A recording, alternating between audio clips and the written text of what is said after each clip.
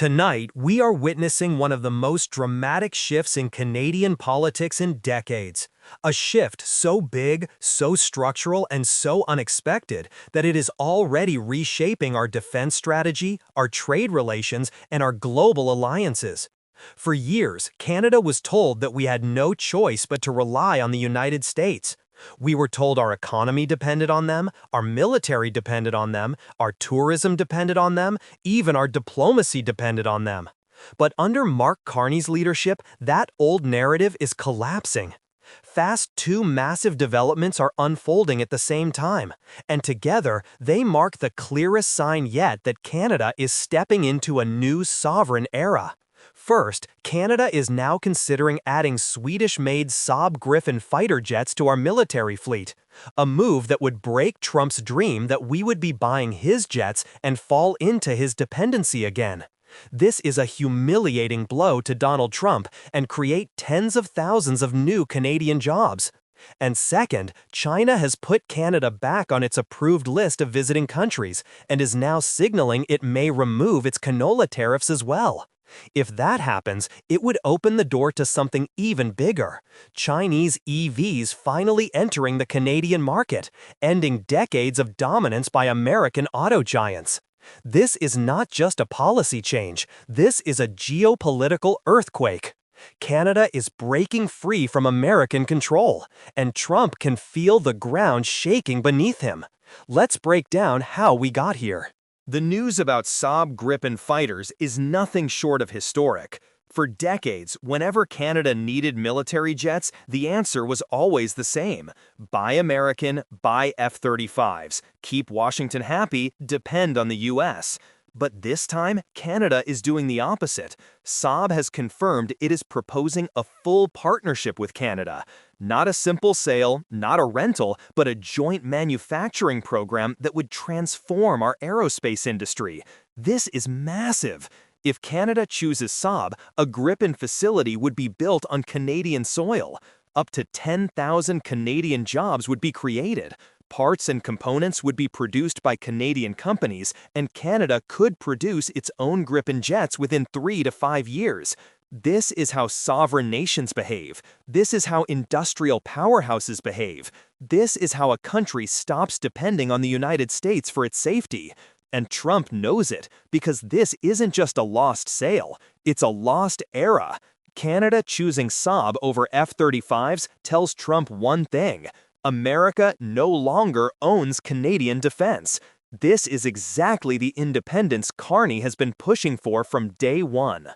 Now, let's turn to the second story because it might be even bigger. China has officially placed Canada back on its approved list of visiting countries. This move didn't happen randomly, and it didn't happen under Trudeau or Harper.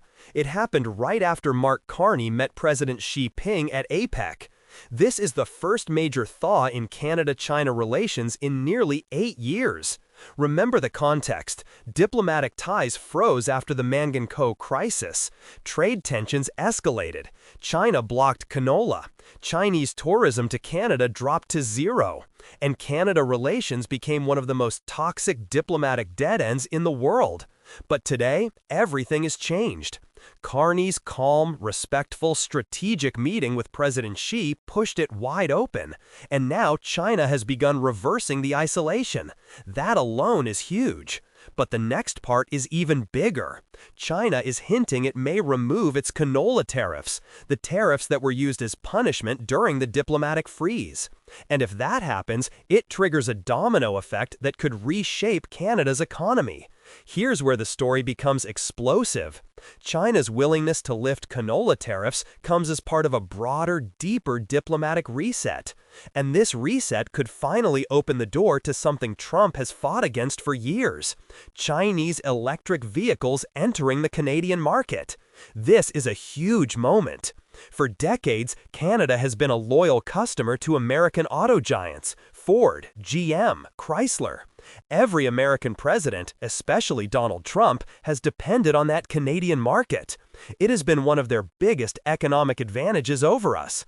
But under Carney, Canada is no longer playing by old rules. If China removes the canola tariffs, Beijing expects Canada to show reciprocity, primarily in the automotive sector. That means Chinese EVs, which are dramatically cheaper and technologically advanced, could begin entering Canada. And when that happens, the cost of EVs in Canada will plummet.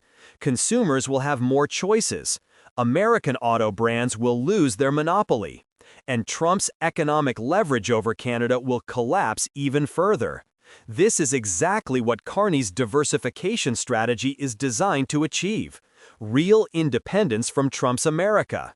Trump tried to isolate Canada with tariffs. Instead, he isolated himself. Carney turned Trump's pressure into Canada's opportunity. When you step back and look at the big picture, the pattern is unmistakable. Canada is no longer dependent on one superpower. We're building relationships across continents, not just across the border. Saab and Sweden, cleaner ties with China, stronger ties with Europe, new trade strategies in ASEAN, and a defense posture that no longer relies on American goodwill. This is the most independent Canadian foreign policy we've seen in decades. Carney has quietly shifted Canada from being America's junior partner to being a strategic, globally connected middle power with its own alliances. And in contrast, Trump, who once expected Canada to fall in line, is watching his influence crumble. For the first time in a long time, Canada is not reacting to America. Canada is leading. Tonight's developments are more than headlines. They are proof that Canada is entering a new era, one rooted in sovereignty, strength, and global respect. Saab jets mean we no longer depend on American-made military hardware. China lifting restrictions means our trade diversification is working. The possible entry of Chinese EVs means American automakers will no longer take Canada for granted. And Carney's diplomatic skill means Canada is finally acting with confidence on the world stage. Trump wanted to put Canada in a corner. Instead, he pushed us into a stronger, more independent future.